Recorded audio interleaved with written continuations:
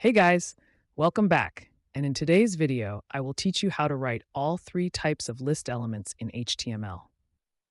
What is a list element in HTML? A list element in HTML is simply used to list stuff.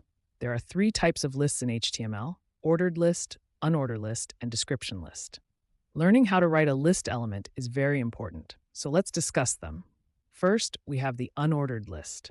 This list doesn't have a specific order. It is written using a bullet point. To write an unordered list, you must first write the UL element, short for unordered list. Only then can you start writing your list. Within the UL element, write your LI element, short for list. Finally, write your text. This is how it will look on our website. One useful thing to know is that we can write a list inside of another list. These are called nested lists because I have another UL element inside of our old UL element. And we can write our nested list element like how we normally do. This is how it will look on our website. The second list type we have is the ordered list. Unlike the unordered list, the ordered list is written in chronological or step-by-step order, kind of like your morning schedule. It is written using numbers. To write an ordered list, you must first write the OL element, short for ordered list. Only then can you start writing your list. Within the element, write your LI element and finally your text. And done. This is how it will look on our website.